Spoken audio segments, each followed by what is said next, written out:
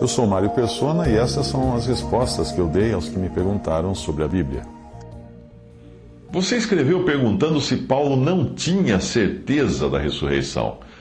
Na verdade, Paulo não tinha dúvidas quanto à sua salvação e também à sua participação na ressurreição dentre os mortos. Sempre que nós encontramos uma dificuldade na interpretação de um versículo, nós devemos levar em conta não apenas o contexto daquele versículo, mas também todo o ensino das Escrituras, como um todo. Vamos à passagem que você mencionou, Filipenses 3,11. Paulo escreve, para ver se de alguma maneira posso chegar à ressurreição dentre os mortos. Aqui nós poderíamos pensar em três possibilidades. Primeira, Paulo não tinha certeza se iria ou não chegar à ressurreição. Por isso, procurava trabalhar e se esforçar nesse sentido. Segunda possibilidade, Paulo não estava falando da ressurreição física, mas de viver aqui e agora, já como alguém ressuscitado.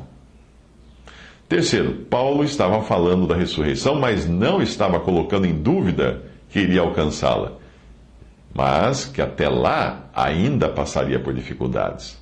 Uma tradução mambembe desta passagem seria mais ou menos assim: para que, não importa como, eu chegue à ressurreição dentre os mortos. A opção 1, a alternativa 1, seria contrária a todo o ensino que nós encontramos em outras passagens das Escrituras. Portanto, ela pode ser descartada, ou seja, de que Paulo não tinha certeza se iria ou não chegar à ressurreição e por isso ele se esforçava para chegar à ressurreição. Pelos outros ensinos, nós podemos descartar essa opção. Paulo tinha, sim, certeza de chegar à ressurreição, ele só não sabia por que meios isso ocorreria. A opção 2 não parece ser correta também, embora talvez possa ser o sentido do versículo 12. O mais provável é a opção 3, que ele esteja ali falando de desconhecer o que teria de passar ou a maneira como ele iria chegar à ressurreição. Repare também que ele está falando da ressurreição dentre os mortos e não da ressurreição dos mortos.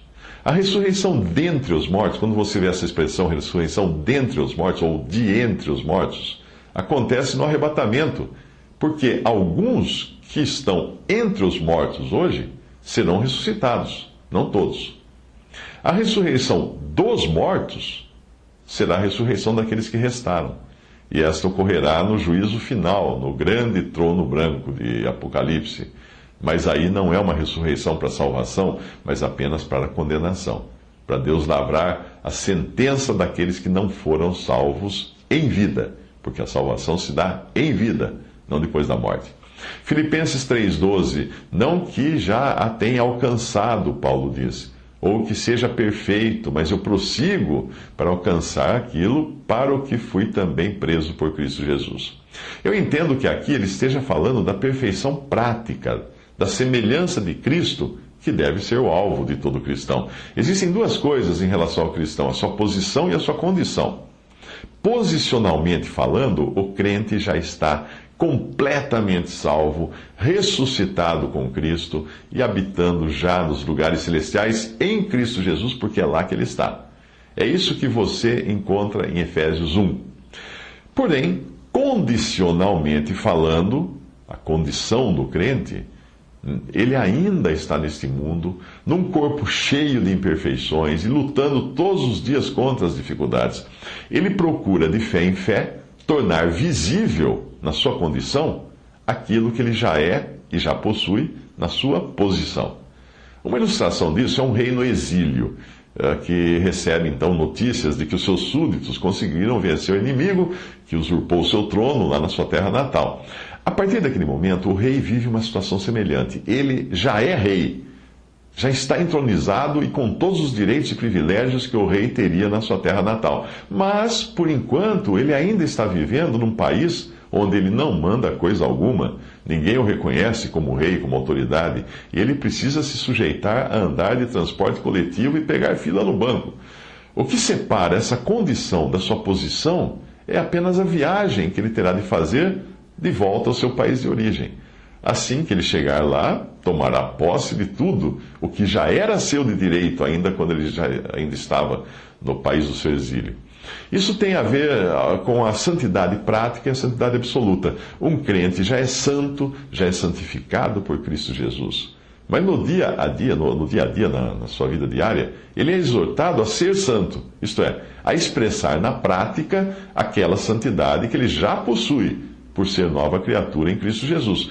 Por isso é importante entender essas coisas quando nós lemos as epístolas, para nós sabermos discernir quando elas falam da nossa condição transitória aqui neste mundo e quando elas falam da nossa posição absoluta e eterna, já garantida no céu, para aqueles que nasceram de novo, se converteram a Cristo, foram feitos novas criaturas pela fé em Jesus e têm habitando em si hoje o Espírito Santo.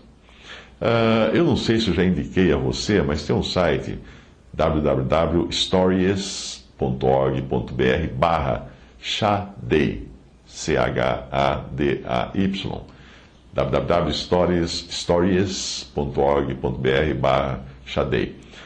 Ali tem um estudo bem simples sobre a Bíblia, que foi escrito por um irmão do Canadá, que partiu para estar com o Senhor em 2001. Eu sugiro a você a leitura, dá para você ler um pedacinho por dia, um capítulo por dia, tanto é que esse endereço vai levar você a uma página chamada Chapter a Day. E aí vai ajudar muito você a compreender esses detalhes das Escrituras.